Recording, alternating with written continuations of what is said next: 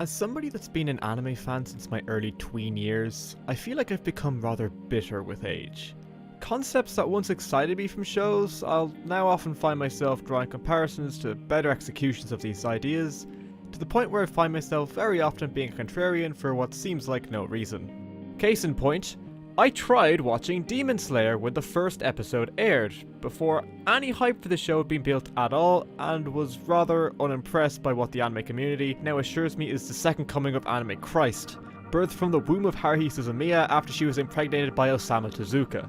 I personally find that while I will occasionally go back to shows that I had previously dropped due to the hype, I'm often disappointed by franchises that the hordes of weebs ultimately forget the moment the next season begins, leading me to more often than not dig my head into the sand and double down on any potentially spicy takes, even for the popular shows that I do actually like. Jujutsu Kaisen is not one of those shows. The moment I watched episode 1 back when it aired, I could tell I was going to watch a really fun piece of shonen and put the series aside so that I could marathon it all in one sitting on a rainy day once all of the episodes had aired. And as somebody that recently finished marathoning the show, thank God I did, because Jujutsu Kaisen is one of the most consistently fun action anime that I've ever had the pleasure of watching, thanks in large part due to the insanely high quality animation that is surprisingly consistent throughout the show.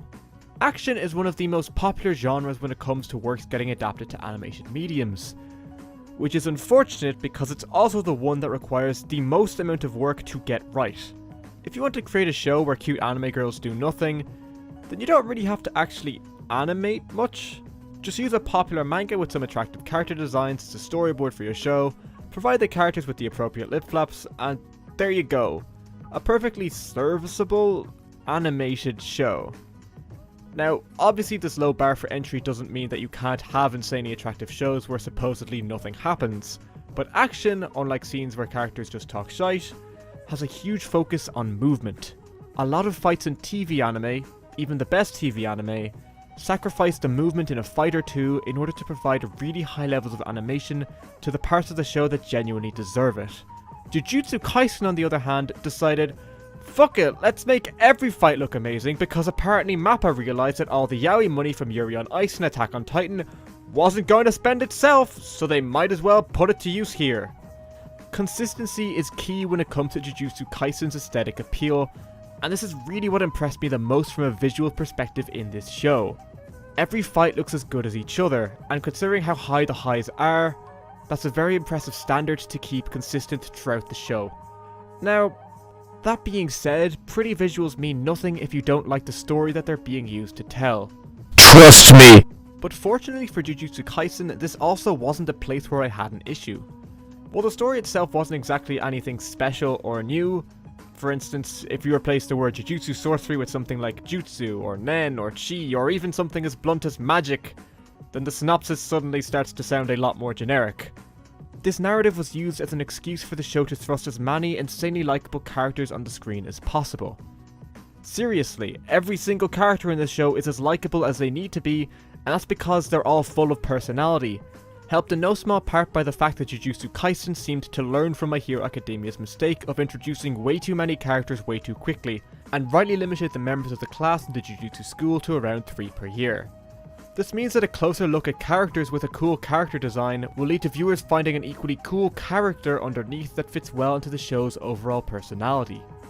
This is perhaps best demonstrated by the series of shorts after each episode, which helped give the side characters with little screen time a moment to express their personality to the viewer, to the point where even this throwaway witch character that doesn't really matter within this 24 episode season, still has a bunch of random knowledge revealed to the viewer by the end of the series runtime.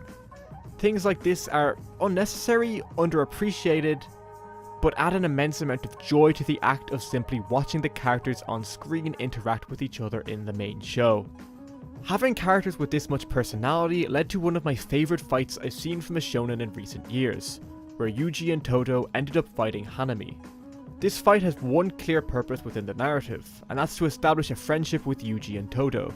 Yuji's generically shonen happy-go-lucky nature and Todo's brutish simple personality are a match that are clearly meant to either be used for a friendship or a rivalry, best demonstrated in how prior to the two taking on the special grade cursed spirit, they were fighting each other. While talking in this fight, the show is able to establish one simple fact: that Todo views Yuji as a friend and wants to help mentor him so that he can get stronger. So obviously when the two end up teaming up and fighting Hanami, that is what they do. And then the show does that. As simple as that explanation sounds, having this major shift in how the characters interact with each other take place while the two are engaged in a serious battle helped provide weight to a new character dynamic that was established instantly, instead of developed over the course of an arc or two, as these events often are. Hearing the pair refer to each other by "my best friend" provided genuine hype to the fight. But more than that, the fight provided genuine weight to their friendship. This fight is a perfect showcase of how action can be used to develop a story, instead of a story being used to provide action. And I for one view this as a great sign for things to come. Unfortunately, I don't think that the show is perfect, and while my main criticism for the show is something that I personally only consider as a nitpick for this particular season, it is not a good sign for things to come, and it's something that I'm genuinely worried about with regards to any potential future installments in this franchise. And that's the fact that the villains never die.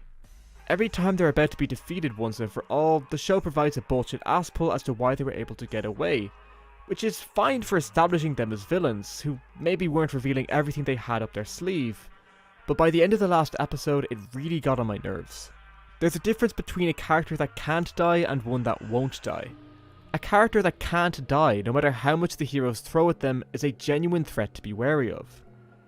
A character that won't die because the writer doesn't want to kill them off yet is annoying because it halts any potential progress of the show's story in a cheap and annoying way, especially if the hero had already beaten them in the fight. Whether this is just a nitpick or a sign of things to come is something that I'll have to wait and see about as a beta male anime only watcher. But as somebody that rarely has an opinion that coincides with popular consensus in the anime community, let me just say, believe the hype.